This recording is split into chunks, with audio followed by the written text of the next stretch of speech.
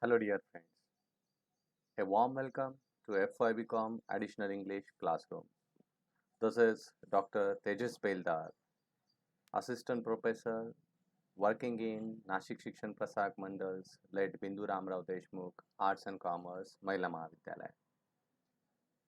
Dear friends, today we will learn, we will discuss, we will learn to appreciate a very thought provoking poem, Where the Mind is Without Fear by Rabindranath Tagore. Where the Mind is Without Fear is one of the verses in the sense poem of Gitanjali, a Nobel Prize winning masterpiece of Tagore. The poem was written when India was in struggle for freedom from the British rule, from the British Raj.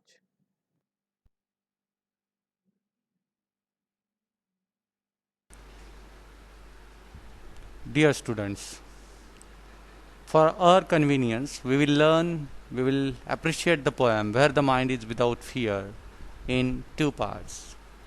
Today, we will have part 1, whereby we will try to have information about the poet and the poem. We will have R1, reading 1. We will also discuss the glossary, say difficult words.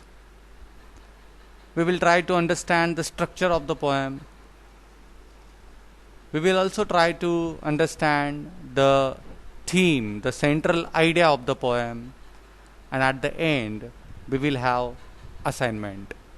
So, this is a kind of overview for part 1 of the poem Where the Mind is Without Fear.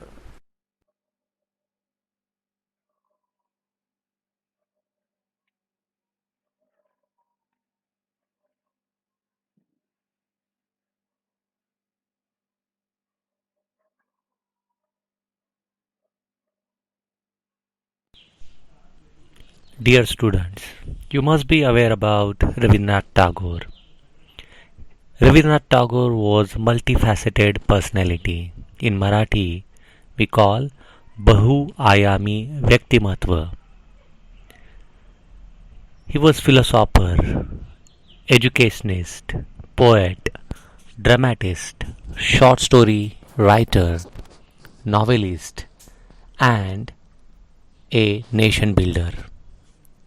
Rabindranath Tagore contributed immensely to giving modern India a place on the world literary scene.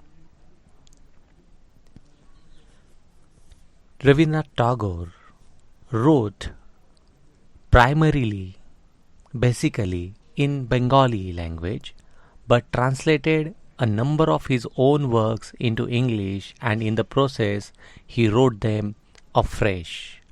In a sense, he recreated them. And Gitanjali is case in point. The original collection of the anthology called Gitanjali is in Bengali language. Tagore himself translated this into English, and it was published with an introduction by W.B. Yeats in 1912.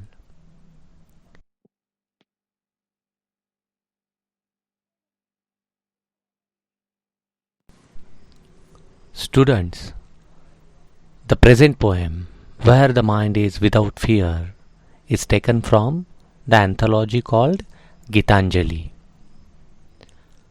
The songs of Gitanjali are mainly devotional poems in the Indian tradition. The present poem, Where the Mind is Without Fear, is poem number 35 of Gitanjali, and it is much anthologized poem. It is an expression of Tagore's reflective spirit and contains a simple prayer for his country, basically the pre-independent India. Tagore prays that his country will rise above petty concerns and narrow prejudices and soar high above into the world of freedom of thought and action based on truth and fearlessness. So, in short, our present poem is a kind of prayer, and Tagore, Rabindranath Tagore, is appealing the countryman to rise above the petty concerns. In the poem, he call it as a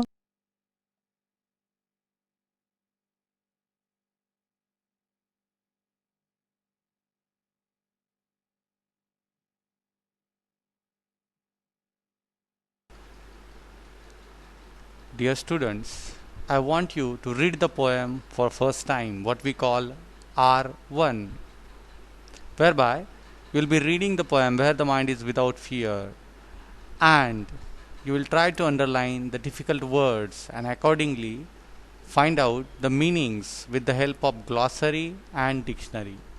You may use the online dictionary. After that, you must observe, you must check how many lines and full stop or full stop is used in the present poem and what is the reason behind it. Try to ponder over the question.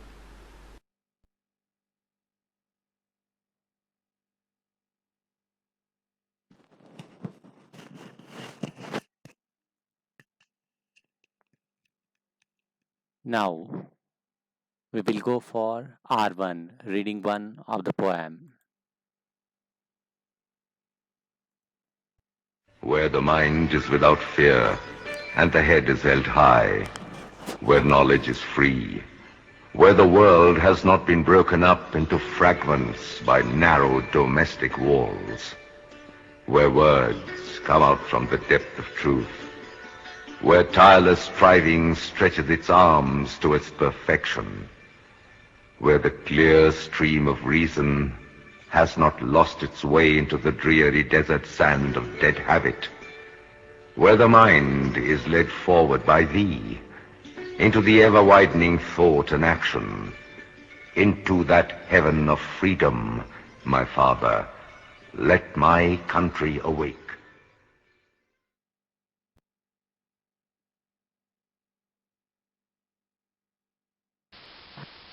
Students, now we will discuss the glossary, say the difficult words. Where the head is held high refers to the pride in one's freedom, say a kind of respectful living. Fragments in the sense small pieces.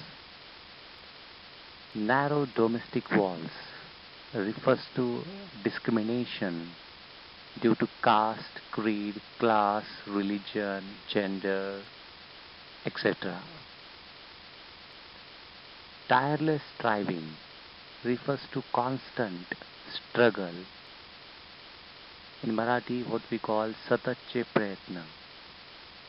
Clear stream of reason refers to the rule of reason, being rational, being very scientific.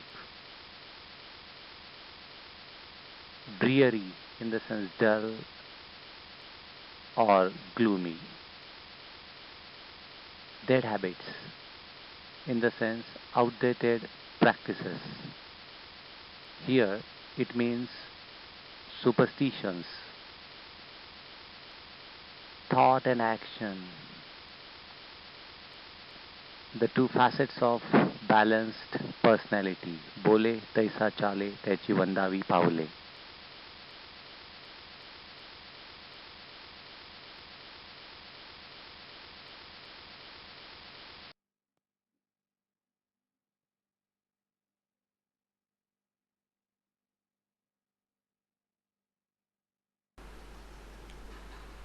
Dear students, now time to deal with the structure of the poem. Here you will find the answer to the previous question. The poem is written in just one single sentence. We know that in all, in the poem, we have 12 lines, 10 plus 2. However, We have just one single full stop over there that makes a single sentence. We really do not observe the regular rhyme scheme or say rhythm in the poem, and hence the poem is free verse, or what they call verse libel. The figure of speech such as metaphor and personification is used, and moreover you will find still the language is really simplified. As you ponder, you will come to know that the theme of say freedom and the structure, as we said, free verse becomes one. We know that the theme is of freedom, and with free verse the poet really enjoys the freedom while composing the poem.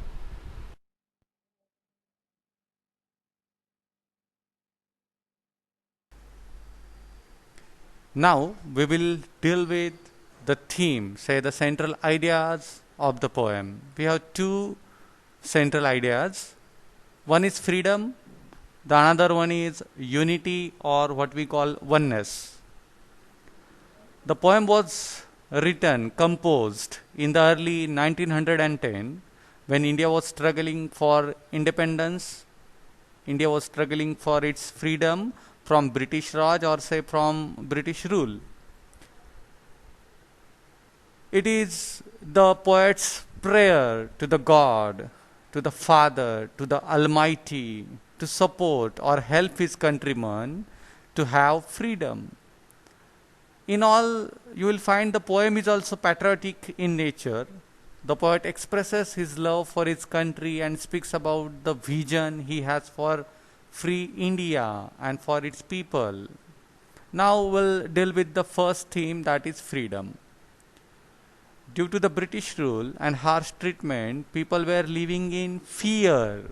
They could not live a dignified and respectful life in their own country. They were not able to have proper education, and thus, due to the illiteracy among people, made them believe in superstitions. And that is why the poet is asking for freedom. The another central idea, say the theme, is unity or oneness. The British used the divide and rule policy against the Indians to make them fight among themselves. There was discrimination, say narrow domestic walls based on caste, creed, class, color, race, and religion.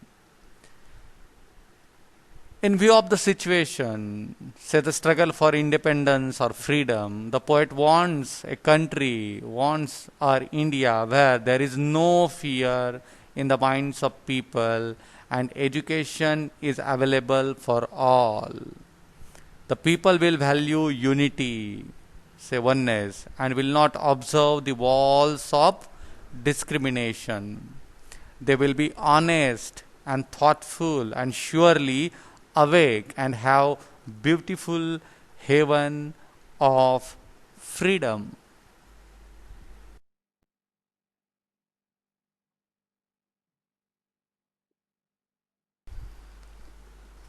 Now, time for assignment. Dear student, I want you to read the poem and identify the structure, images, the figures of speech in the poem. We have already dealt with the theme, the central idea of the poem. Now, I want you to understand the title of the poem. You must ponder over it. And at the end, you should write down the important points and try to sum up the poem in your own words. Tomorrow, say in the next part, in the part 2 of the present poem, Where the Mind is Without Fear, we will go for line wise analysis, and we will also write down the summary of the poem.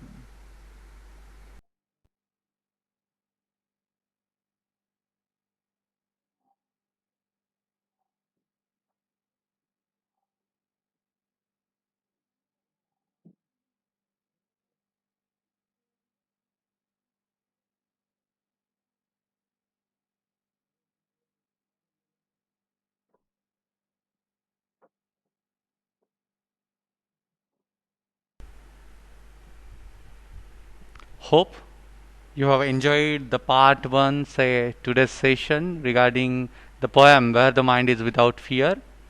If you have any difficulty, if you want to comment, want to suggest something, please write to me at tejasbeldar143 at the rate gmail.com, or as suggested, you can use the discussion forum of our Google Classroom FYBCom Additional English 2020-21.